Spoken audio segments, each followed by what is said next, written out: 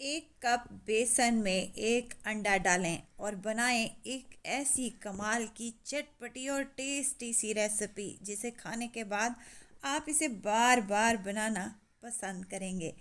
बिस्मिल्लाहिर्रहमानिर्रहीम, अस्सलाम वालेकुम। मैं हूँ आयशा और वेलकम करती हूँ आपको आयशा की किचन में।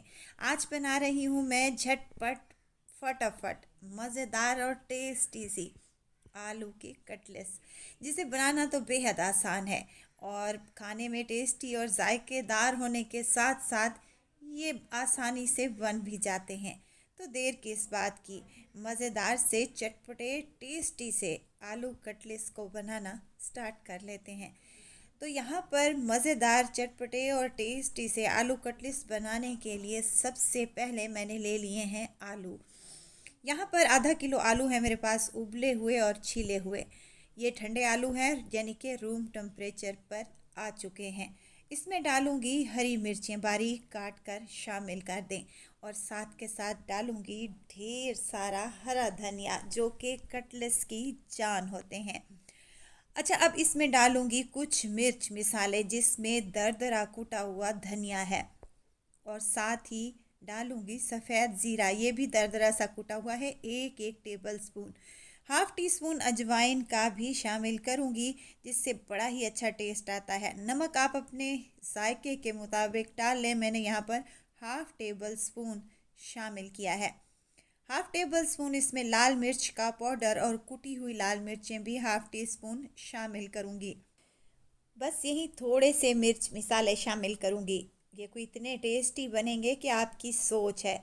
अच्छा, आपने इसमें खट्टापन लाने के लिए नींबू का इस्तेमाल कर रही हूँ मैं यहाँ पर। आप चाहें तो आलू इमली का भी इस्तेमाल किया जा सकता है और टाटरी या फिर अमचूर पाउडर का भी इस्तेमाल किया जा सकता है।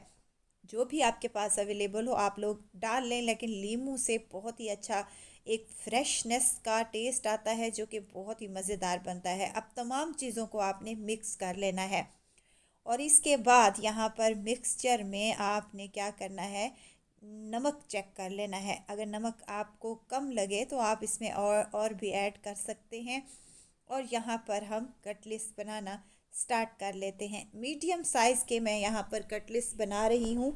आपकी मर्ज़ी पे डिपेंड करता है, बड़े साइज़ के बनाएं या फिर आप किसी भी शेप में कटलेट्स बनाकर तैयार कर सकते हैं। और इसी तरीके से मैं तमाम कटलेट्स बनाकर रेडी कर लूँगी। और मज़े की बात यह है कि ये झटपट से बन जाते हैं।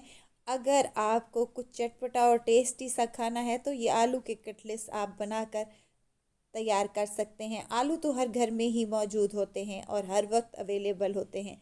तो बनाई ये कमाल की और मज़ेदार सी रेसिपी। चलें जी, तमाम कटलेट्स को बनाकर मैंने साइड पर रख दिया है। अब इसकी कोटिंग के लिए मैं ये बेसन का इस्तेमाल कर रही हूँ।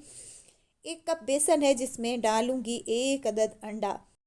अंडा डालने से क्या होगा कि ये इसकी कोटिंग जो है वो बहुत ही क्रिस्पी और मज़े की बनेगी। डालूंगी इसमें कुटी हुई लाल मिर्च और पिसी हुई लाल मिर्च हाफ़ हाफ़ टी स्पून और कूटा हुआ इसमें डालूंगी धनिया पाउडर हाफ़ टी स्पून के करीब। नमक आप अपने टेस्ट के मुताबिक डाल लें और साथ में डालूंगी ढेर सारा हरा धनिया और इसको मिक्स कर लूँगी और थोड़ा थोड़ा पानी डालते हुए इसका एक लिक्विड सा पेस्ट तैयार कर लेंगे, जो कि ना ही ज़्यादा पतला होना चाहिए और ना ही ज़्यादा गाढ़ा होना चाहिए।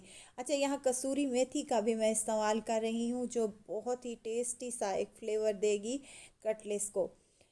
मिक्स करने के बाद आपने इसका एक बैटर तैयार कर लेना है जो ना ही पतला हो ना ही ज़्यादा गाढ़ा होना चाहिए। इतना होना चाहिए कि कटलेट्स इसमें डूब जाए और एक बेहतरीन सी कोटिंग बनकर तैयार हो जाए।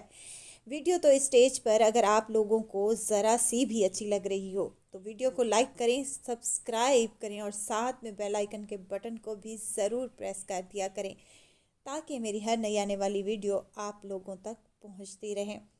ये झटपट से और मज़ेदार से आलू कटलेट्स को बनाकर आप लोग अपने बच्चों को एंजॉय करवा सकते हैं। पराठों के साथ ये बहुत टेस्टी लगते हैं, पुलाव के साथ, आलू पुलाव के साथ या फिर मटर पुलाव के साथ भी ये बहुत ही कमाल का जायका देती हैं। अब इनको हमने एक एक करके कोटिंग में डिप करते जाना है और फ्राई करते जाना है।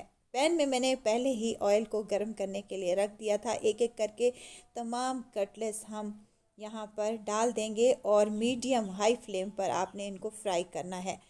अच्छा, यहाँ पर अच्छा सा बेहतरीन सा एक साइड से कलर आ जाए तो आपने इसकी साइड को चेंज कर लेना है और दूसरी साइड भी अच्छा गोल्डन सा कलर आ जाए तो आपने तमाम कटलेट्स को निकाल लेने हैं और दूसरा बैच भी इसी तरीके से आपने फ्राई कर लेना है। ये बेसन वाली कोटिंग वाले कटलेट्स कोई इतने टेस्टी बनते हैं कि आप हर बार में इसी तरीके से बनाना पसंद करेंगे। अगर आपके यहाँ कोई छोटी मोटी पार्टी है तो आप उसमें भी ये बनाकर तैयार कर सकते हैं, बहुत ही मज़े के लगते हैं।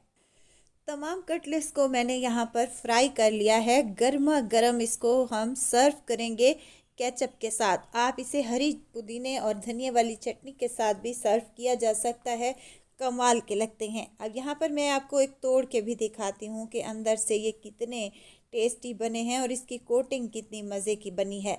यकीन करें, कोटिंग के साथ, बेसन वाली कोटिंग के साथ ये कमाल के बनकर तैयार होते हैं। आपने कई बार अपने घरों पर आलू कटलेट्स बनाए होंगे, लेकिन ये मेरे इस तरीके से बनाकर देखें, यकीन करें आपको खाकर स्वाद आने वाला है। तो ज़रूर ट्राई कीजिएगा। दुआओं में मुझे ज़रूर याद रखिएगा। खुश रहें, खुशियाँ बांटें। इजाज़त चाहती हूँ, फिर आऊँगी इंशाल्लाह एक नई और मज़ेदार सी चटपटी रेसिपी के साथ।